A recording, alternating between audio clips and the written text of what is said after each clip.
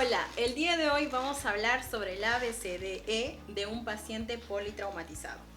Muy bien, nosotros para comenzar a evaluar a un paciente en ese estado tenemos que tener en cuenta primeramente asegurar la escena tanto para la paciente en este caso y para las personas o el equipo quien les va a asistir. Muy bien, vamos entonces a continuar con la letra A. Ello es la apertura de la vía aérea y el control cervical. Nosotros vamos a colocarnos a este nivel en la cabeza de la paciente y con la mano derecha y la mano izquierda vamos a realizar el control cervical de la paciente. Y si nuestro compañero que está a nuestro lado le vamos a pedir que por favor nos colabore con la colocación del collarín cervical, que vendría a ser por la parte inferior de la parte cervical, ¿no? Entonces, una vez que la paciente esté puesta el collarín cervical, que debería ser lo ideal, entonces le pedimos a que nuestro compañero de lado se coloque en nuestro sitio, o sea, debería reemplazarnos, ¿no? Y hacer ese control, debe mantener en realidad el control cervical. Ahora, yo por mi parte, vamos a hacer una simulación de que mi compañero está haciendo el control cervical de mi paciente y por mi parte yo me voy a colocar al lado derecho de la paciente. ¿Para qué? Para poder iniciar con la apertura de la vía aérea. Muy bien, entonces nos acercamos al lado de nuestra paciente. ¿Para qué? Para poder notar, ¿no? Si es que nuestra paciente está consciente y nos responde, quiere decir de que la vía aérea está permeable o está libre. Pero ¿qué pasa si nuestra paciente está inconsciente? Entonces, en ese caso, nosotros pues tenemos que evaluar su nivel de conciencia. Si nuestra paciente está inconsciente, como en este caso, tenemos que utilizar algunos materiales para poder aperturar la vía aérea. ¿Qué utilizamos? La cánula de Guedel, ¿no? La cual también vamos a tener que ventilar a nuestra paciente con el ambú, ¿no? Pero hay que tener en cuenta que dependiendo del estado de la paciente, dependiendo de su nivel de conciencia, podemos utilizar una intubación endotraqueal y también una máscara laringea, una mascarilla laringea. Entonces, hay que tener en cuenta que permear la vía aérea en estos pacientes es muy necesario y sobre todo en los pacientes politraumatizados. Vamos a continuar con la segunda letra, que es la letra B. Ello nos corresponde valorar, en este caso, la ventilación de nuestra paciente. Ahora, hay que recordar, por favor, antes de iniciar ello, que el control cervical tiene que mantenerse por nuestro compañero que es simulando, ¿no? Tiene que estar en la parte superior, ¿no? En la cabeza de la paciente, manteniendo el tema del control cervical. Ahora nosotros, evaluando la segunda parte, que es la ventilación en esta paciente, lo que vamos a hacer es, primeramente, tratar de descubrir el tórax en la paciente.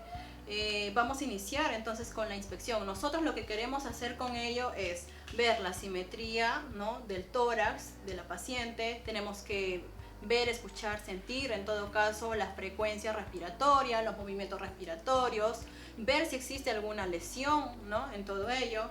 Luego pasaríamos a la palpación. Nosotros tenemos que ver en todo caso si es que existe pues algún tipo de fractura, ¿no? En la paciente. También luego vamos a pasar también a la percusión. Vamos a tratar de buscar si es que tal vez existe matidez, ¿no? En el tórax de la paciente. Luego vamos a pasar a la auscultación. En este caso lo que queremos valorar es pues tanto la frecuencia cardíaca de la paciente, ¿no? Como también la ventilación, en este caso, ¿no? De la paciente.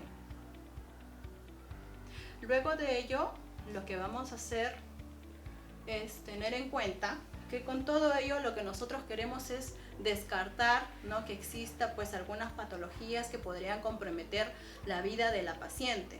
Dentro de ello es descartar 4 patologías importantes: neumotórax a tensión, neumotórax abierto, hemotórax masivo o algún tipo de inestabilidad torácica. Ahora vamos a continuar con la tercera evaluación, que es la letra C.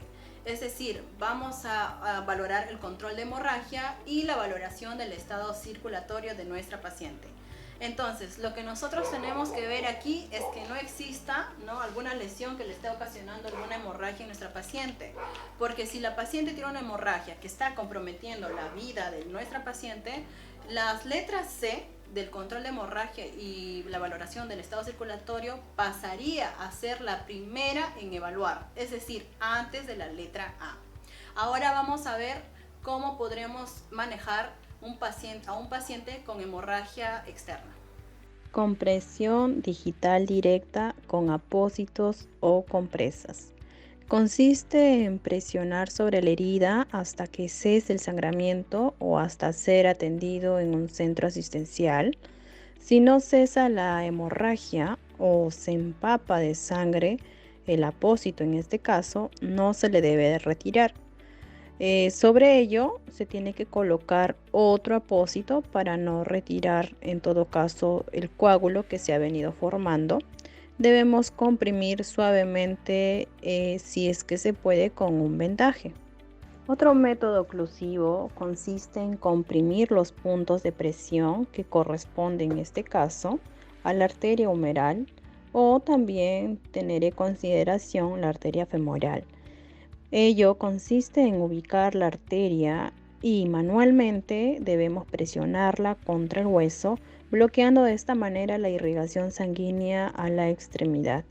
Para poder terminar con esta fase, es importante tener en cuenta de que el paciente ya debería estar monitorizado, pero en caso de que el paciente no está monitorizado, nosotros tendríamos que ver el pulso, la temperatura del paciente, la coloración y también el relleno capilar. Muy bien, ahora vamos a continuar con la siguiente evaluación. Ello vamos a tener en cuenta pues la letra D. Aquí lo que tenemos que tener a evaluar es la exploración neurológica y por supuesto la función pupilar. Entonces, para evaluar el nivel de conciencia nosotros hay que tener en cuenta algunas escalas. Dentro de ello tenemos a la escala de Glasgow, que ahora vamos a ver cómo se evalúa, y también al de Trauma Scoring modificado. Asimismo, continuamos a evaluar la función pupilar en la paciente. Entonces, nosotros al momento de evaluar ello tenemos que ver la simetría, ¿no?, de las pupilas, tenemos que ver cómo está el tamaño de las pupilas, en este caso de la paciente, y por supuesto la reactividad. ¿Qué pasa si nosotros tenemos a un paciente agitado, agresivo? En ese caso nosotros no podemos trabajar muy bien con ello. Entonces tenemos que hacer una contención verbal mecánica farmacológica, es decir, tratamos de sedar en todo caso a nuestro paciente para continuar con la evaluación. Para iniciar con la apertura ocular es importante tener en cuenta que si vemos al paciente y este tiene los ojos abiertos, recibirá la calificación de 4. Si el paciente abre los ojos al momento en el que nosotros le hablamos, su calificación será de 3. Señora, ¿está bien? Si no tenemos respuesta al hablarle, se va a proceder a poder generarle, en este caso, un estímulo doloroso. Y si ante ese estímulo el paciente abre los ojos, la calificación será de 2. Señora, ¿me escucha?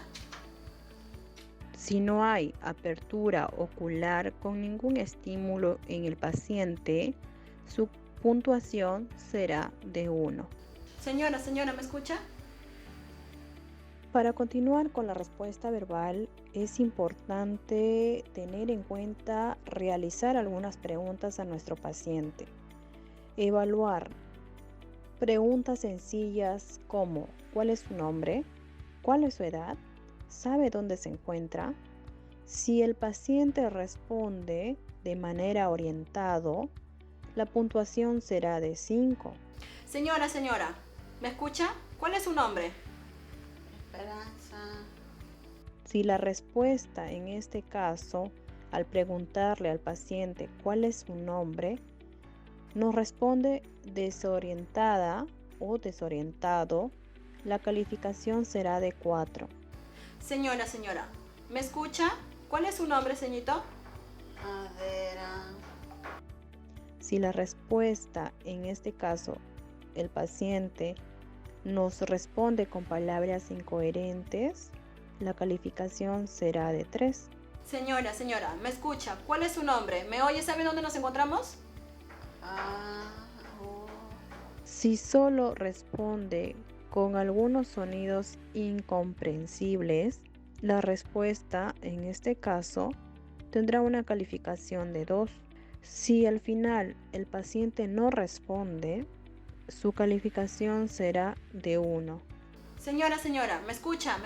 ¿Cuál es su nombre? ¿Sabe dónde estamos? Para poder evaluar la respuesta motora en el paciente, tenemos que tener las siguientes consideraciones. Se evalúa al paciente pidiéndole que realice una corta acción, como levantar los brazos, abrir las manos o cerrarlas. Si el paciente obedece las órdenes, su puntuación será de 6. Señora, ¿me escuchas? ¿Puede levantar las manos? ¿Puede abrirlas? ¿Puede cerrarlas? ¿Puede bajarlas? Gracias. Si el paciente localiza el lugar al momento de realizarle un estímulo doloroso, su puntuación será de 5. Si el paciente trata de alejarse o en todo caso alejar el estímulo doloroso al cual se le realizó, la puntuación es de 4. Si el estímulo realizado al paciente permite, en este caso, de que él responda con una flexión generalizada, se puede sospechar de una decorticación, por ende tendrá una puntuación de 3.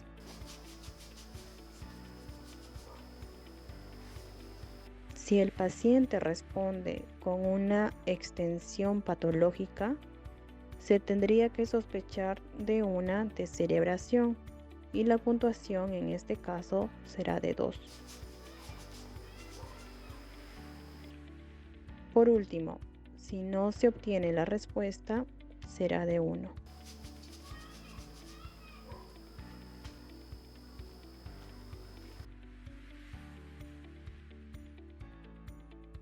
En esta fase, nosotros tendremos que desnudar al paciente siempre y cuando respetemos su privacidad, en busca de algunas lesiones que tal vez se nos hayan pasado de manera desapercibida en el resto de la exploración realizada, y asimismo cubriremos al paciente para poder evitar la hipotermia.